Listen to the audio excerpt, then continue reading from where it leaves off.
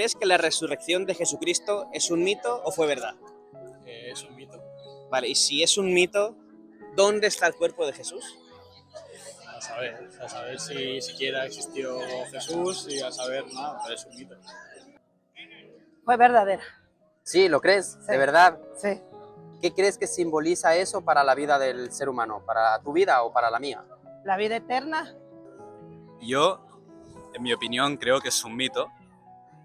Pero también creo que en algún momento hubo alguien que pensaban que era Jesucristo, que eran alguien más especial que los demás. Y de aquí surgió este mito, pero para mí que es un mito. Sí, ¿para ti qué? Yo creo que no fue una resurrección como tal, sino como que lo maquillaron, pero sí que volvió de algún sitio que no sabemos dónde. Como resurrección es la gente diciendo, pero esto son chorradas. Entonces es este tiempo entre medio que, para no decir, pasaron, me lo invento, 2 meses hasta que resucitó, entre comillas. Pues para no decir eso dicen, 3 días después Jesucristo resucitó, salió de la cueva, salió de la gente estar aislada, esta fe, ¿no? Josh McDowell, después de estudiar durante más de 700 horas acerca de la resurrección de Jesús, dijo que solo había 2 opciones. O era un gran fraude, o bien era el hecho más fantástico de la historia. Y es que al hablar de la resurrección de Cristo, estamos hablando de la razón de vivir de millones de creyentes en Jesucristo a lo largo de la historia. La grandeza del amor de Dios se materializó en la cruz del Calvario cuando Jesucristo entregó su vida pagando el precio de nuestro castigo por el pecado, la muerte. Pero con su resurrección dio esperanza de vida eterna a todos los que creen en Él. Y como dijo Pablo a los Corintios en su primera carta en el capítulo 5 y versículo 24, y si Cristo no resucitó, vana es entonces nuestra predicación, vana es también nuestra fe. Creer en Jesús es mucho más que creer en un buen hombre. Creer en Jesús es afirmar que es la única persona que ha logrado 2 hechos insólitos. Por un lado, no cometer ningún pecado en absoluto. Y por el otro, después de muerto en la cruz, haber resucitado para nunca más morir.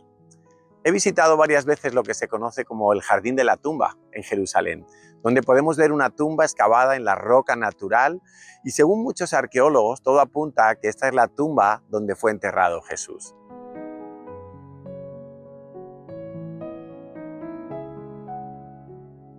Desde luego, siempre la he visto vacía. Allí no hay ningún cuerpo. El cuerpo de Jesucristo, a pesar de algunas falsas teorías y de inútiles intentos de Hollywood, nunca fue hallado. Hoy voy a tratar de demostrarte que nunca se hallará.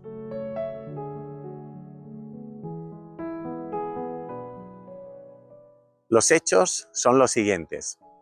Jesucristo fue torturado hasta la muerte en una cruz.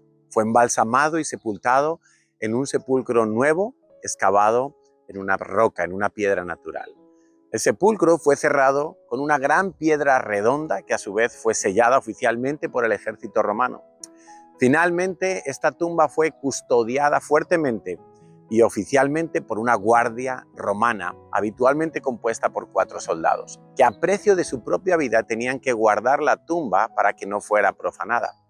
Las autoridades religiosas pensaron que con todas estas medidas de seguridad, cualquier intento por parte de los seguidores de Jesús de robar el cadáver quedaría bloqueado.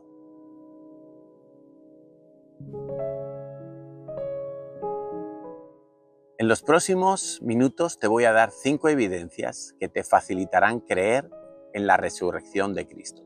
O creemos que resucitó, o creemos que Jesús y todos sus discípulos fueron los artífices de un gran engaño. Primera evidencia. Hubo más de 500 personas que testificaron haber visto a Cristo resucitado. Estas personas arriesgaron su reputación y en muchos casos sus propias vidas por testificar sobre la resurrección de Jesús de Nazaret. Es bastante improbable que 500 personas pusieran su vida en peligro por una mentira, y menos aún si cualquiera de sus vecinos o enemigos podían desenmascararlos fácilmente presentando el cuerpo de Jesús. Segunda evidencia. Ninguno de los enemigos de Jesús pudo refutar su resurrección. Tampoco los romanos, con todo su poder y capacidad de investigación, alegaron nada en contra de los que anunciaban la resurrección, como vemos en la conversación de Pablo con Festo en el capítulo 25 del libro de los Hechos de los Apóstoles. Es solo un ejemplo. Tercera evidencia. Los discípulos de Jesús pasaron de ser asustadizos y cobardes a tener una esperanza cierta gracias a haber visto a Jesús resucitado. Estos hombres y mujeres cercanos a Jesús experimentaron una transformación real de depresión a celebración, de desánimo a gozo, de incredulidad a una fe muy firme. Cuarta evidencia. La misma transformación de los discípulos ha sido experimentada por millones de personas durante más de 2000 años. Solo un Cristo resucitado puede tener tal poder transformador. Quinta evidencia. La Iglesia sigue viva y fuerte. La muerte de Jesús fue vista por sus enemigos como el elemento necesario para que todos sus seguidores se dispersaran y se diluyera todo el movimiento generado por su influencia. Así habría sucedido si no fuera porque su resurrección lo cambió todo. La Iglesia es el cuerpo de Cristo y está más viva que nunca porque Jesucristo, resucitado, la cuida y la sustenta. Llegados a este punto, cada persona debe preguntarse si Jesucristo murió y resucitó. ¿Cómo me afecta esto a mí? Para contestar esta pregunta quiero recordarte algunos de los mensajes que Jesucristo nos dejó en su paso por la tierra. Cuando Lázaro murió, estaba tratando de consolar a Marta, su hermana, con estas palabras que están recogidas en el Evangelio de Juan. Jesús le dijo: tu hermano resucitará. Marta le dijo: yo sé que resucitará en la resurrección en el día postrero. Le dijo Jesús: yo soy la resurrección y la vida, el que cree en mí aunque esté muerto vivirá, y todo aquel que vive y cree en mí no morirá eternamente. ¿Crees esto? Ella contestó que sí lo creía, y mi deseo para ti es que tú también lo creas. En Juan 6:40 encontramos: y esta es la voluntad del que me ha enviado, está hablando Jesús, que todo aquel que ve al Hijo y cree en Él, tenga vida eterna, y yo le resucitaré en el día postrero.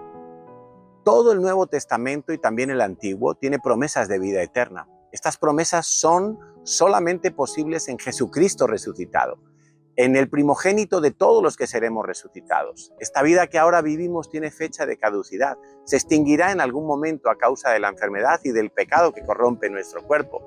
La muerte es una cita inevitable, es un hecho por el que todos tendremos que pasar. A muchas personas les cuesta hablar acerca de la muerte, algo lógico y entendible si no hay ninguna seguridad de lo que les espera al otro lado. Otros hablan con una cierta esperanza en la reencarnación o en una aspiración de una vida nueva. En verdad son especulaciones sin el más mínimo fundamento, teorías imaginarias que pretenden dar respuesta a las preguntas que todos nos hemos hecho alguna vez. ¿Qué hay después de la muerte? ¿Se acabará todo y ya está? ¿Estaremos conscientes? ¿Habrá una vida nueva? El único que ha dado respuestas totalmente confiables a estas preguntas es Jesucristo, el único que ha salido de la tumba. El apóstol Pablo en su carta a los Hebreos nos recuerda algo que no debes ignorar. Está establecido por Dios que tú mueras una sola vez y después te presentarás a un juicio delante de Dios. En ese día solo habrá dos veredictos posibles para ti: cielo o infierno, inocente o culpable, salvado o condenado. Hoy estás a tiempo de meditar acerca de tu destino eterno. Si ahora mismo decides rendirte ante Dios y volver tu mirada a Jesucristo, reconociendo y confesando que eres pecador, culpable, que mereces el castigo de Dios, entonces Dios te perdonará tus pecados y te declarará inocente para siempre en este mismo momento. Es una paradoja, pero las cosas funcionan así en el reino de los cielos. Si te declaras a ti mismo culpable, entonces Dios te hace inocente. Pero si te declaras a ti mismo inocente, entonces Dios te hace culpable.